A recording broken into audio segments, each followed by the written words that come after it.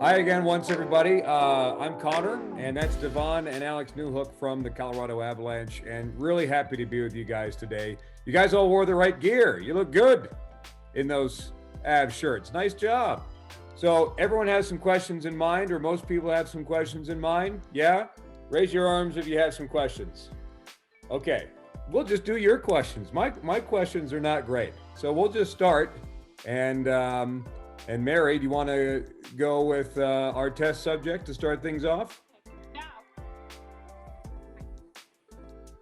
Her name is Hosanna, and her question is, what is the best piece of advice you have ever gotten?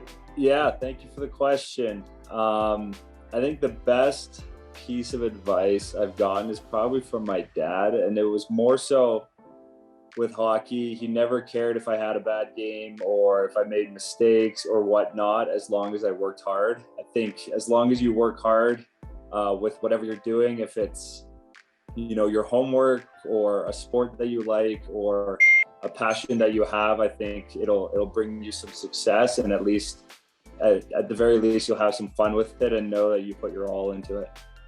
Alex, what about you? Yeah, I'm going to go along the same lines here.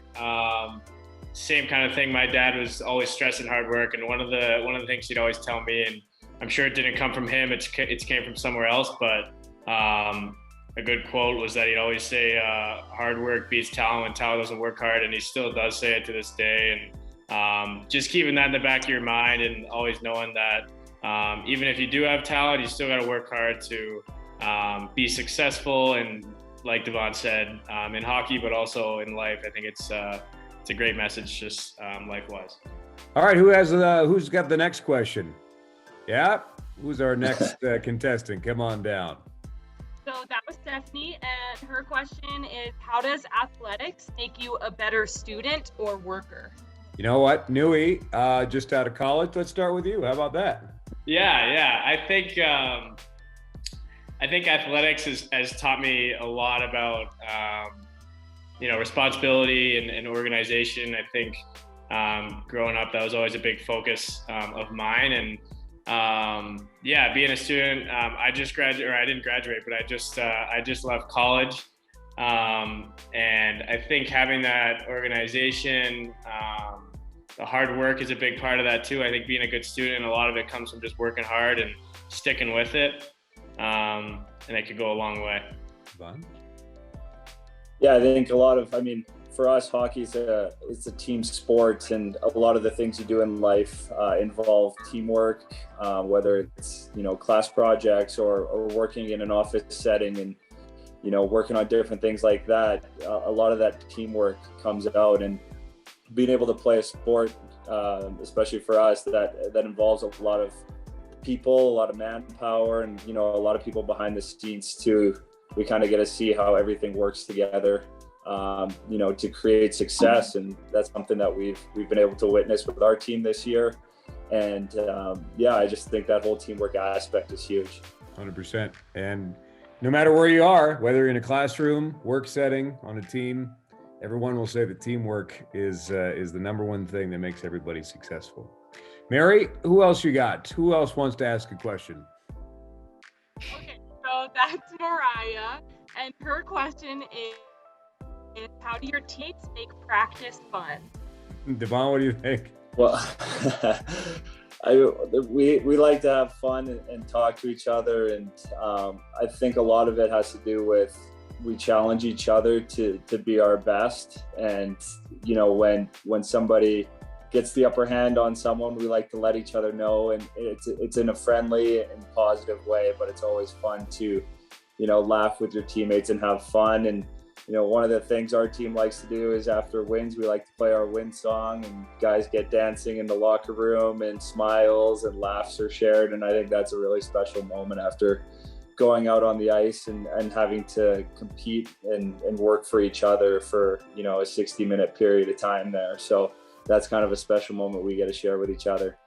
Nui, today I couldn't help but notice push-ups, but you were smiling while doing push-ups today. So that seems like work was fun. How did you make work fun in that? First of all, Why were you doing push-ups, and why were you smiling while doing push-ups at practice today? Yeah, so me and a couple of the guys made a friendly wager on the power play practice. If our power play scored, they had to do 10 push-ups, and if we were scoreless the whole time, I had to do 20. So that's kind of why I had to drop down and do 20 after practice there. But yeah, I think a big part of our team is everyone likes going to the rink. Everyone enjoys being around each other, and I think that's a huge foundation for being successful and trying to enjoy what you do every day. I know for me and Devon, it's a treat. It's it's such a great thing to be able to go to the rink every day and play hockey for a living, and we definitely make the most out of every day and every practice. And it's the same with everything you gotta do in life. I'm kind of curious because you guys have both played on new teams at any level. And we've all had to go into new environments, whether it's a new school, a new class, you're changing grades, you go to a new job. You guys as hockey players, how important is it to not, or put it this way, to treat everyone the same? How do you welcome a new teammate, and how are you welcomed as new teammates? Yeah, I think when you have new people come in, you just have to, be yourself, reach out to them as well and try to, help them with anything it might be.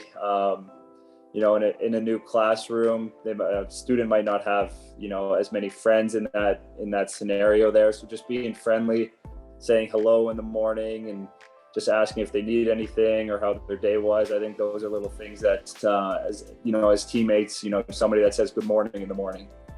That way, they're there and they're present. They're not just kind of behind the scenes being shy or just trying to get through the day. They're kind of, attacking the day and starting it on a good note. Yeah, I think going through different teams as well and knowing what it's like to be the new guy in the locker room, and not everyone gets to know that feeling in the classroom. You might be with the same classmates all the time, but once you do get that feeling of knowing what it's like to be the new person, it really makes you want to welcome other people with open arms. And I know coming to different teams, it always feels great when guys are really open and welcoming, and I try to do the same for any guy that's new on our team. Excellent. All right, who else has a question? Mary, you'll have to be the great translator. So that's Samaria, and her question was, at what age did you start playing your sport? I started playing hockey when I was 3 years old, I believe. My mom said she took me to a public skate just to, dip my feet in the water a little bit or on the ice and see what it was like. And she said after a few minutes, I was just skating around on my own. It was kind of a natural thing to me. I started playing baseball at a young age too. I think I was 5 or 6 when I was playing baseball, and that's a sport I still love a lot. So I started at early ages, and I picked up different sports at different ages. I played soccer when I was, I think, 12. I tried soccer and gave a go at that. I gave volleyball a go, but I just didn't grow quite enough for that. But I think just, especially being young, playing and trying all these different sports is so much fun, and you get to meet new people through that as well. Newy, were you 3 years old when you started playing sports? Yeah, I was 3 or 4. I'm not exactly sure the age, but I wasn't as. Remember? I wasn't as free willing to get on the ice. So I was scared of my coach for the first 5 times I went to practice. So my dad gave up on me. My mom took me up to the rink and finally got on there, and that's when I kind of took off and couldn't get off the ice. But yeah, like Devon, I played a lot of sports growing up. I think it's great to play as many sports as you can. It's a lot of fun. You get to meet new people. You get to learn a lot. And yeah, I played soccer a lot. Soccer was kind of my second sport, and I still love it. Wish I could still play, but yeah, it was awesome. Question, follow up for that. What position in soccer did you play? I was center mid usually, and I transitioned to striker the last few years. Love to run, love to score goals. I like it. And then Devon, when it comes to baseball, what was your position? I was a lefty, so I was a little different, but I was a catcher a lot of times. And then, I pitched a lot as well. And then center field, so kind of right up the middle of the field was kind of my niche there, but I loved it. I was usually leadoff hitter as well, and a little bit of speed, would just whack it around and then try to outrun it. All right, guys, what else we got? Who else is curious about something? That was Jada, and her question was, what other sports do you love to play? Well, we can take that a little bit further. We've got baseball for Devon, soccer for Alex Newhook. What comes in third place for you guys? For me, it's probably golf. I've golfed a lot since I was young, and I've been a little bit hampered the last year and a half with getting out on the course. But it's a game that definitely tests your willpower to stay calm and relaxed and not get frustrated, and things can kind of blow up really quickly on you if you lose your cool out there. So it's a sport that I think that's taught me a lot of patience, a lot of calmness, and I think that's helped me translate that on the ice a little bit too as well. I like golf as well, but I think number 3 for me is rugby. I played growing up, and it was one of those sports that when I got introduced to it, I really dove into it and loved it. A lot of my buddies played, so I kind of was in amongst them, and yeah, it's a great sport, and I still follow it today, still watch a lot of it, and yeah, it taught me a lot. It's a very athletic sport. You got to be able to run and pass, hand-eye, and everything, but it's fun. Devon, you mentioned golf, and a lot of people, for whatever reason, hockey players are usually really good at golf, but a lot of people aren't. When you get into a situation when you're not good at something, when you fail, whether you are good at it and it just doesn't go your way, put it this way, how do you deal with failure when it comes to sports? To me, I think you learn the most from failure. I think, making a mistake or doing something wrong and then understanding how you react to that and what your triggers are is something that could really propel you. And in the classroom, if you got a question wrong on an exam or something and you got it angry about it and upset, it's not going to set you up for success on the next exam or the next test or whatever it might be, the next situation that you have. But I think if you handle a situation with a little bit of humility and calmness and understand that failure helps you become a better person, a better student, a better hockey player, whichever, a better golfer, it can really help you just kind of dial into that moment and kind of focus on what the task is at hand. Alex, what about you? Yeah, I think it's definitely similar for me. A lot of the same things that Devon said, but yeah, I think a lot of failures sometimes can get overlooked by frustration and being upset. But I think really evaluating why the setback happened, why you may not have been successful, can be important, and kind of realize what you need to get better, what you need to do better the next time. And that kind of goes as well with Devon said, just learning and knowing that setbacks can definitely lead to bettering yourself in the long run. And that's kind of a great way to look at all failures, I think. Who else has a question over there? What is your favorite warm-up song? Favorite warm-up song? I heard that one. Newey, we'll start with you. Oh, man. Yeah, this is a tough one. I listen to a lot of different things, kind of depending on the mood, but a lot of times I listen to rap music. That's kind of my go-to before the game, but I definitely do listen to some rock as well, some AC/DC. I'm kind of all over the map. Devon, what's your weapon of choice?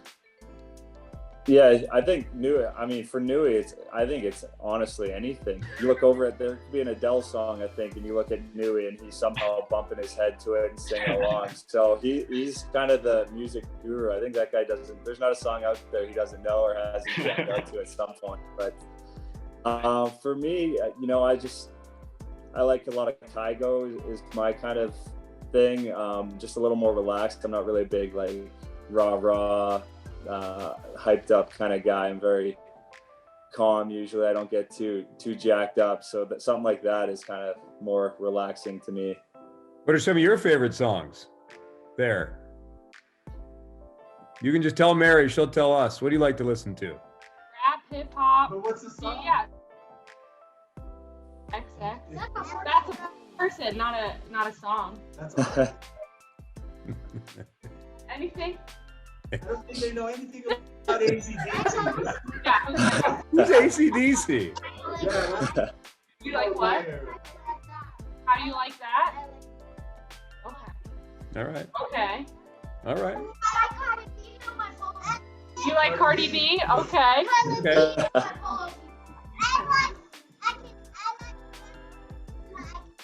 Okay. Awesome. So that's Erin. And her question is, when you feel like quitting, what keeps you going? Ooh, question. Good question. I think the feeling you get when you accomplish your goal is kind of something that you have to think about when you go through a tough time, or as we were talking about earlier, a failure happens. If it's a project, or for us, a bad game or something, just understanding that there's a bigger reason and a bigger goal to what we're trying to accomplish and where we're trying to get to. If you make a mistake at 5, 6, 7 years old, I think it's a great learning opportunity to push through and persevere and not give up. If a lot of things, to me, an example would be like a science project. A lot of those can go wrong with you're trying to mix some things together and make, a volcano or something, but your volcano doesn't explode. Just figuring out why and understanding how to work through that and understand what went wrong without quitting and just giving up completely, I think is a great sense of perseverance and a great sense of accomplishment in the end. Yeah, I agree. I think a lot of the times, you might not have the best day ever every day. Some days are a little harder than others, but I think especially knowing what you've done to like get to this point now, for both of us, and kind of looking back on that and knowing that although there may not be the best days every day, at the end of the day, you're still doing what you love, and that sense of accomplishment, that sense of competitiveness is always there. And some days you might win, some days we might lose as a team, but at the end of the day, we're still doing what we love, and it kind of keeps us going, I think. For either of you, was there ever a time where you actually, we're within seconds of quitting something and you ended up not? And is that a moment you think about often? To me, I don't think I have one on the top of my head where I did quit or was very close to quitting. I had, at one point I had to give up baseball to pursue hockey, and that to me almost felt like quitting because I loved it so much and it was something I cared about. But once I realized it was for a bigger purpose and for me to pursue a dream and a goal and a career eventually, it all became worth it in the end. And in my hometown, my 4 or 5 best friends were all from baseball. They weren't from hockey as much. They all played hockey, but not to the same degree. But even though I stopped playing and kind of felt like I gave up on them and gave up what we were doing together, and they were still my best friends, and they stayed right by my side and supported me through it all. It's a good part of it too, is other people to help you get past that point where things aren't going well for you. A couple more here, guys. Who else has a question? I know we had one in the back row there. Yep. Well, my question is, who was the biggest role model or idol in your sport where you grew up? Yeah, I had a lot of role models growing up. I think my biggest one is my dad, and I think for a lot of people, their dads are close to home and kind of mentor you through a lot of life. And my dad played hockey, so he's always been a good ear for me. And he's taught me a lot. He coached me a lot when I was growing up, so I always learned a lot from him. And then for me too, I'm from a pretty small area in Canada, and there's not many people to play professional hockey where I'm from. So there was a couple guys when I was growing up. So those guys were really good role models for me, because it made me looking to those guys, knowing that it's possible for me to be a guy from there to be able to play in the NHL. And I always looked up to those guys because that kind of gave me hope for sure. Yeah, I think as Newey said, your mom and your dad actually to that extent are big role models. You're around them 24/7 growing up. You learn a lot from them. You see how they react and how they behave and how they handle tough situations and how they love you through everything. So I think I think your parents are usually a person's biggest role model. But same as Newey for me, Joe Sakic was from a few towns over from me back home, and he was an idol growing up for a lot of people, and definitely for me too. Just how he handled himself on the ice, off the ice, and the epitome of success in our sport. Kind of helped you want to get to that point and kind of have that moment where you understood what he was going through and the joy and experiences he was having through his success as well. And for those of us who have gotten to meet and work for Joe Sakic, very nice, incredible man, as well as being one of the best hockey players to ever play. Guys, I think that's just going to do it. I know that we're starting to get a little ants in our pants over there, so time to wrap it up and go home. But I wanted to thank Devon and Alex Newhook and all of you guys for hanging in there today and for letting us talk to you. So round of applause for you. Nice job.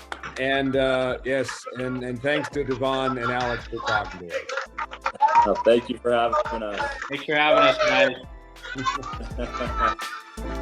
guys.